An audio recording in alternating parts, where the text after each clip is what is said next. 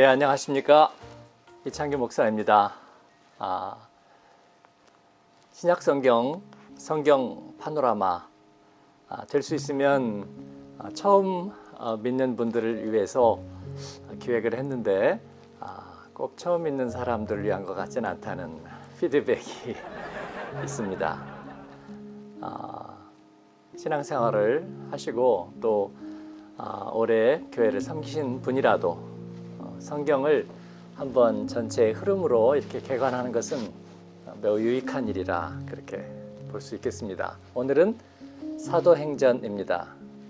신약성경 27권 중에서 가장 독특한 긴 여행의 기록이 담겨 있고 또 오늘 우리들에게도 친숙한 여러 도시와 또 바다, 지명들이 등장하는 초기 복음의 역사를 우리들에게 생생하게 증언해주는 사도행전은 누가 기록했을까요?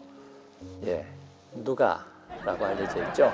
누가복음의 기록자인 이방인 의사 누가가 이 사도행전 28장도 기록한 것으로 그렇게 알려져 있습니다. 이 사도행전은 이 누가가 앞서 기록한 누가복음과 1부작, 2부작이라고 얘기할 수 있고 누가복음에서 그 말씀을 드렸었죠. 그리고 누가복음이 데오빌로라는 탁월한 이 로마인 귀족에게 헌정되었던 것처럼 놀랍게도 이 사도행전도 데오빌로에게 헌정이 된 것을 알 수 있습니다. 그런데 처음에는 누가복음에는 데오빌로 각하라는 공식적인 직함이 거기에 기록되어 있죠.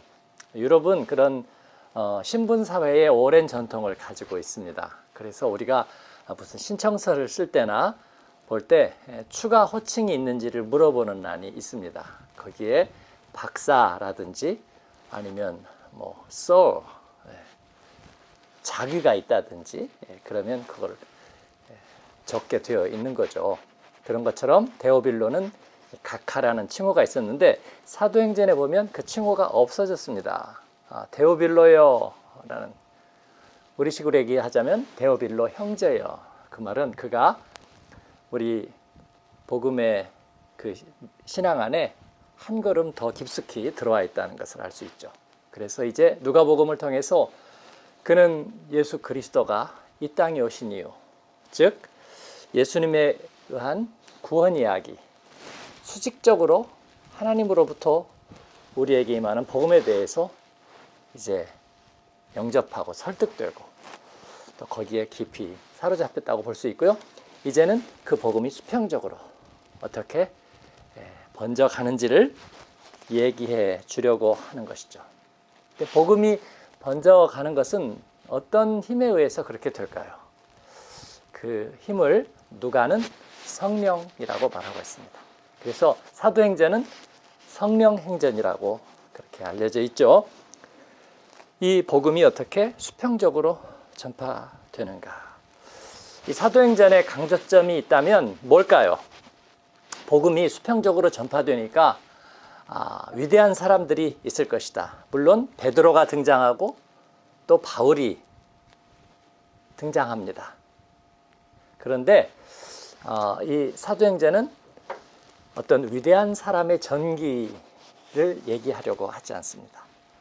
그리고 복음이 전파되니까 사도행전은 위대한 교회의 모델이 있겠구나. 그래서 많은 분들이 사도행전에는 초대교회가 그 멋진 모델이라고 말하기도 합니다. 아주 틀리지는 않는데요. 그러나 우리가 사도행전을 자세히 선입견 없이 이렇게 읽고 따라가다 보면 그렇지 않다는 걸 알 수 있습니다. 많은 분들이 사도행전에서 The Church, 바로 그 교회, 처음 그 교회, 그리고 가장 이상적인 교회를 얘기하기도 하는데 사도행전에서 교회는 미화되어 있지 않습니다. 3,000명이 한 번에 회개하고 돌아왔던 예루살렘 교회는 정말 위대한 교회라고도 생각할 수 있는데, 그러나 그 교회는 작은 박해에 너무 쉽게 깨어져 버립니다. 그리고 빗살무늬처럼 흩어지는 거죠. 많은 사람들이 이 교회였나? 그 위대한 교회는 그러나 깨어지고 흩어지는 교회였습니다. 안디옥 교회가 1, 2, 3차 그 전도 여행에 굉장한 파송지가 되고 또 그 스테이션이 되었기 때문에 안디옥 교회가 위대한 교회였지 않을까. 그러나 안디옥 교회 자체가 그 어떤 복음을 시작하는 파송의 출발지였다는 것 외에 그 어떤 위대함이 있었는지를 얘기하고 있지는 않아요. 위대한 사도들의 전기를 다루고 있지도 않고 어떤 위대한 교회의 어떤 제도와 어떤 그런 특징을 얘기하고 있지도 않습니다. 그러면 뭐가 핵심일까? 구원의 복음입니다. 한 생명이 살아나고 그리고 그들이 어떻게 예수 그리스도에 의해서 새로운 삶을 살게 되는지, 그리고 그 구원이 어떻게 번져가는지, 그래서 흑암에 앉은 백성이 어떻게 다시 빛 가운데로 돌아오는 이 구원의 스토리가 성령에 의해서 빗살처럼 번져가는 것을 사도행전은 그려주고 있을 뿐입니다. 그래서 모든 사람이 이 사도행전의 이야기 안에 자기 이야기를 발견할 수 있습니다. 어떤 특정한 사람, 또 대단히 은사가 있는 사람, 어떤 특별한 지역의 이야기가 아니라는 것이죠. 예. 그런 의미에서 이 사도행전은 일단 중요한 것 한 가지가 아브라함에게 하나님께서 주셨던 축복의 약속이 이제 예수님의 복음에 의해서 실제로 이루어져 가는 것을 또 우리에게 보여주려고 하는 것 같습니다. 창세기 12장에 하나님께서 아브라함을 복 주시죠. 너는 복이 될지라. 그렇게 또 얘기하시면서 내가 큰 민족을 이루고 그리고 내 이름을 창대하게 하리라. 그렇게 말씀하셨는데 이제 여러 민족들의 경계를 넘어가면서 이 예수님의 구원의 복음이 전파되어 가는 거죠. 예. 그리고 또 한 가지를 말씀드리자면 이 지리적인 동심원에 대해서 말씀을 드려야 되겠습니다. 사도행전은 이제 예수님께서 1장에서 승천하시죠. 불과 40일을 제자들과 함께 계셨고 그리고 승천하십니다. 승천하시면서 그 유명하고 위대한 말씀, 사도행전 1장 8절 말씀, 그 예수님의 위대한 명령을 우리에게 주시죠. 오직 성령이 너희에게 임하시면 너희가 권능을 받고 예루살렘과 유대와 사마리아와 땅끝까지 이르러 내 증인이 되리라. 그 위대한 말씀을 예수님께서 주셨는데 이제 그 말씀이 어떻게 이루어지는지를 지리적인 동심원으로 보여주고 있습니다. 그 동심원의 가장 가운데에는 예루살렘, 그리고 유대 지역, 사마리아, 그리고 땅끝인데 거기에는 아시아, 유럽, 그리고 땅끝까지 지리적인 동심원을 사도행전은 우리에게 보여주고 있습니다. 그래서 그대로 복음이 번져나가는 것들을 얘기해주고 있고요. 그리고 이제 사도행전 이후에 서신서에서는 그 복음이 지리적인 동심원이 아니라 우리의 마음의 동심원, 우리의 인간의 속사람 안에서 어떻게 그 복음이 죄와 사망의 권세를 이겨내고 예수 그리스도로 우리가 옷 입고 성령의 열매를 맺는지를 보여주고 있습니다. 성경은 대단히 정말 조직적이죠. 그리고 대단히 그 논리적인 그런 책이라고 이렇게 얘기할 수 있겠습니다. 그래서 이제 그 사도행전의 전개 과정을 저희가 한번 살펴보겠습니다. 1장은 오순절을 기다리는, 예수님이 1장 8절에서 말씀하신 대로 성령을 기다리라고 그랬습니다. 그래서 예수님은 유대 절기로 6월절 시작하기 직전에, 즉 6월절 날에 돌아가셨습니다. 십자가에서 죽으시고 그 다음 날, 안식일 다음 날에 3일째 되는 날에 부활하셨고, 그리고 예수님께서 40일을 계시다가 승천하시고 몇 날이 못 되어 성령을 받으리라. 예수님 돌아가신 날로부터 50일째, 그게 오순절입니다. 7번 하나님이 창조를 6일간 하시고 하루 쉬어서 안식일, 그래서 7일이죠. 이것은 완전수입니다. 그래서 7번이 7번, 그래서 7일이 7번 되는, 이것은 정말 완전한 날이죠. 그리고 50일째는 오순절이 되고요. 햇수로 6년 일하고 경작하고 또 한 해를 쉽니다. 안식년이죠. 그래서 7 곱하기 7, 그리고 그 다음에 50년째는 유빌레움, 주빌리, 희년이 되는 거죠. 그래서 모든 노예를 다시 자기 집으로 돌려보내고 모든 빚을 탕감하고 모든 땅을 다시 돌려보내는 참된 회복, 참된 구원, 이게 희년이거든요. 이것을 줄인 것이 50일째 오순절입니다. 성령이 그때 마가의 다락방에 이렇게 임하셨다는 것은 정말 절묘하죠.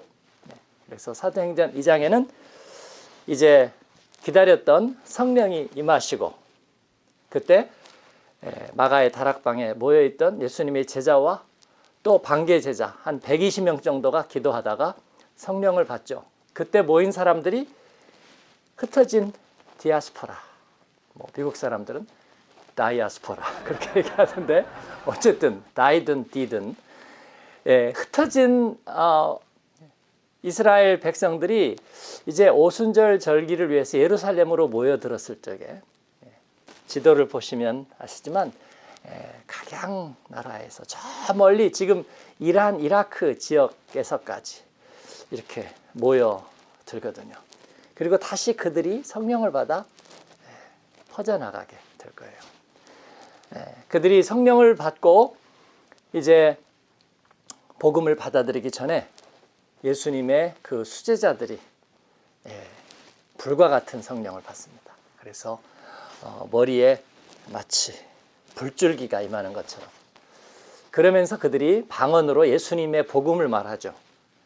각 나라에서 온 그 나라의 방언으로 복음을 말하는 거예요. 오늘날로 치자면 일본에서 자란 사람, 중국에서 자란 사람, 러시아에서 자란 사람, 요즘은 우크라이나에서 같이죠. 러시아어니까.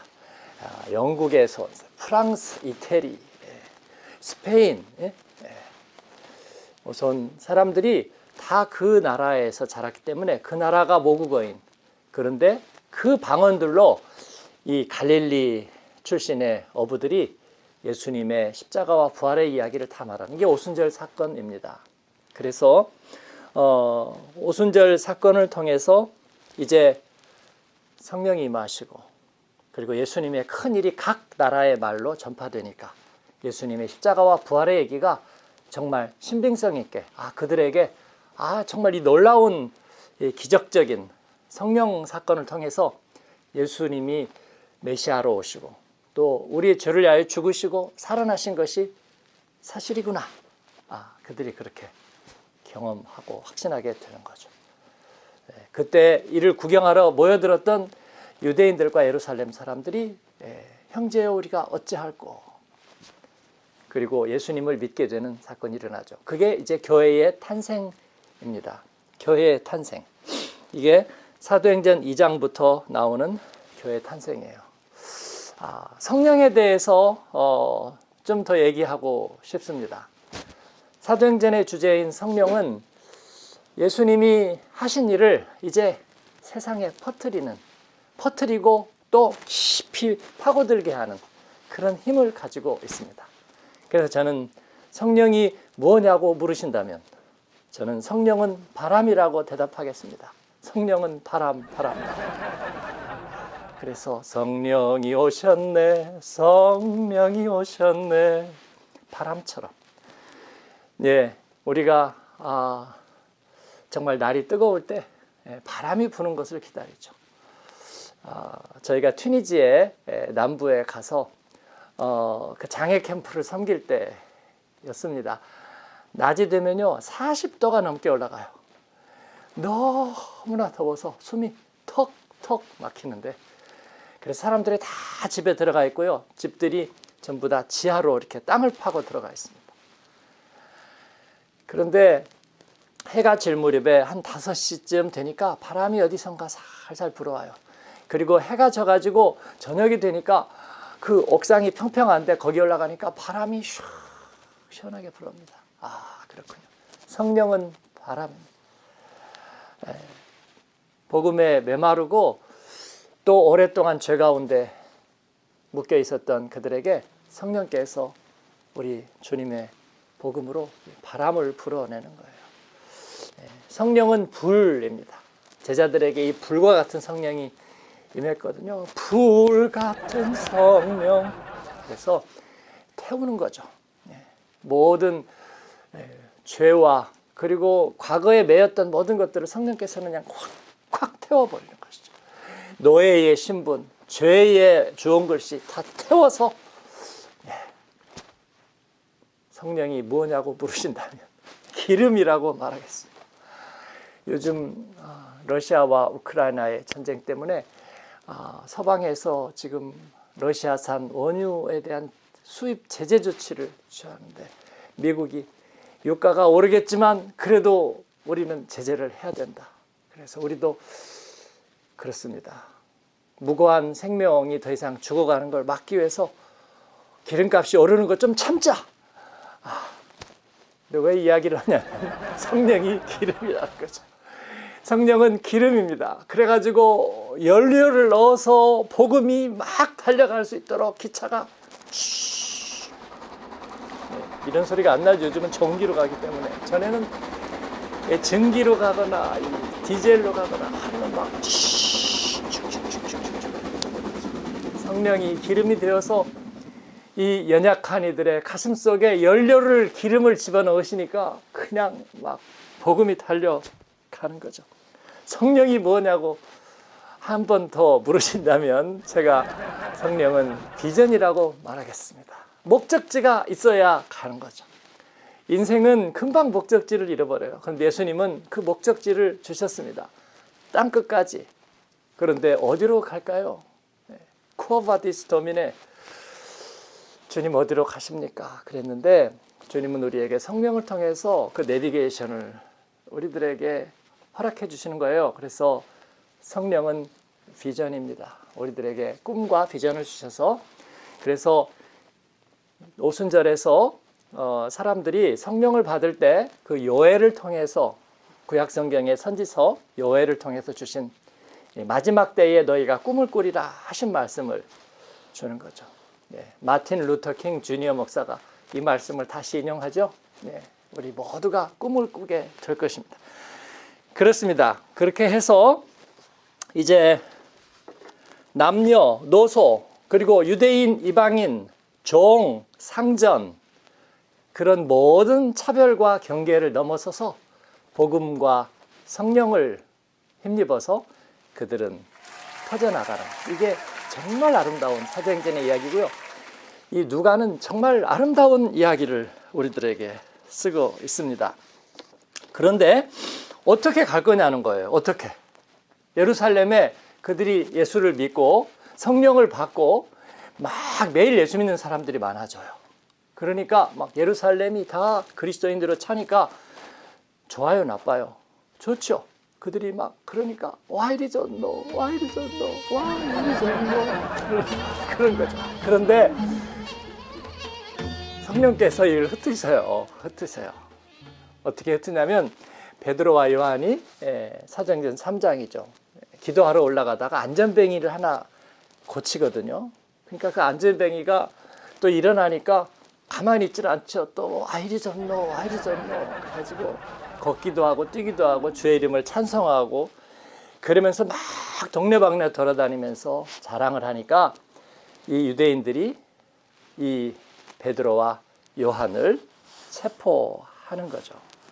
체포하고 혹세무민하고 또 민심을 교란하고 미풍양속을 해치는 거짓된 것들을 가리키는 빌미를 잡아가지고 이제 12사도를 다시 투옥해놓고 그리고 예루살렘 교회에다가 박해를 가합니다. 얼토당토 않는 이야기이지만 그러나 예루살렘 교회는 박해를 맞게 되고 그리고 그들은 굴하지 않고 모여서 기도하고 말씀은 더 흥왕하는데 그러나 박해의 칼날은 점점 들어옵니다. 그래서 사도행전 6장 7장에 보면 스데반 집사가 돌에 맞아 순교하는 사건이 생기는 것이죠. 사탄이 반격을 해오는 거예요. 성령이 임하니까.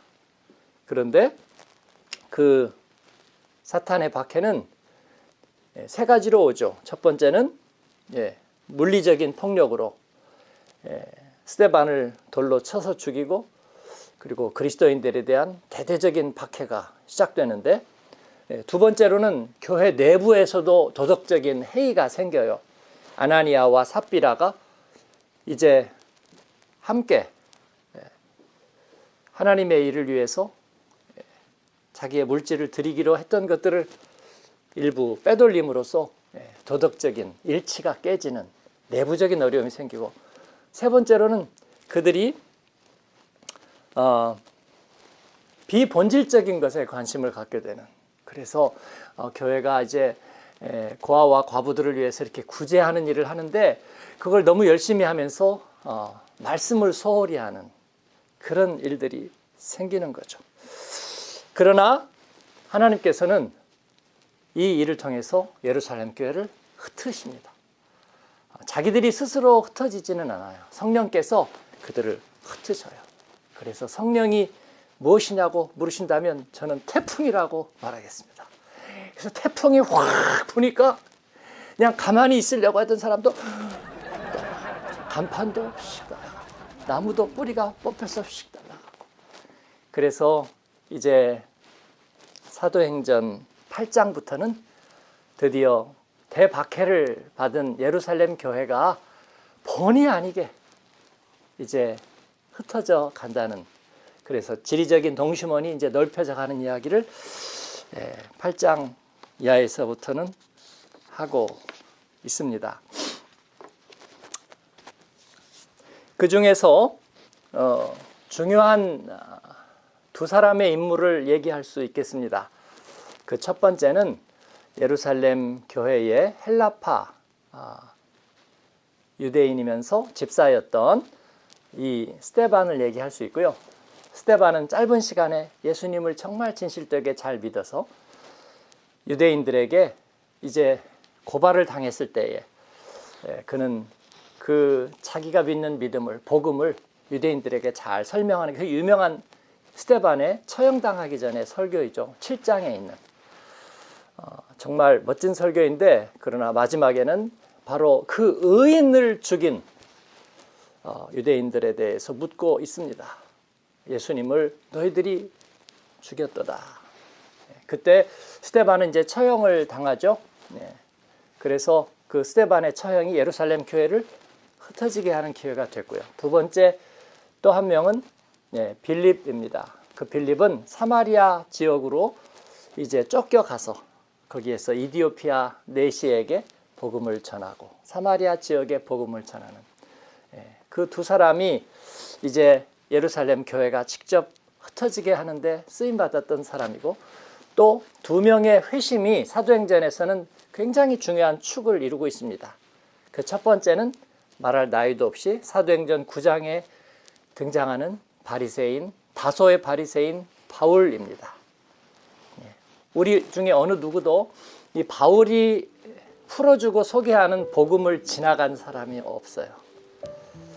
저는 복음을 다시 발견하게 되면서 대부분의 그리스도인이 그런 것처럼 이 로마서 또 그 바울 사도에 의해서 다시 한번 깨닫게 된 복음 안에 복음을 대부분 만나고 진정한 회심을 하게 되거든요. 저도 그랬는데 그래서 바울에 대해서 대단히 궁금해지기 시작했어요.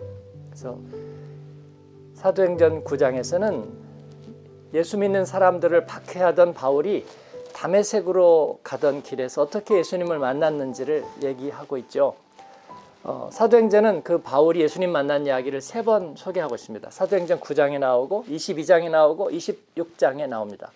그 2번은, 마지막 2번은 사도 바울이 체포당한 상태에서 한 간증이고, 9장은 그러기 전에 처음 이 누가에 의해서 바울이 어떻게 예수님 만났는지를 얘기해주고 있는데, 그런데 사도행전은 말씀드린 것처럼 바울을 영웅으로 만들 생각이 없습니다. 바울은 그냥 복음의 도구였을 뿐이에요. 그래서 굉장히 아주 짤막하게 그의 간증 이야기가 나오는데, 어쨌든 그의 회심은 사도행전에서 마치 금문교의 2개의 축처럼 하나의 축을 이루고 있습니다. 그리고 또 하나의 축을 얘기하라면 그것은 고넬료의 회심입니다. 고넬료는 누구냐면 로마의 백부장입니다. 그리고 그 고넬료의 회심에는 예수님의 수제자인 베드로의 회심이 같이 결부되어 있어요. 그래서 하나는 바울의 회심이요, 또 하나는 고넬료와 베드로의 회심이라고 얘기할 수 있어요. 베드로가 뭐 회심할 게 있겠느냐? 사도행전 10장에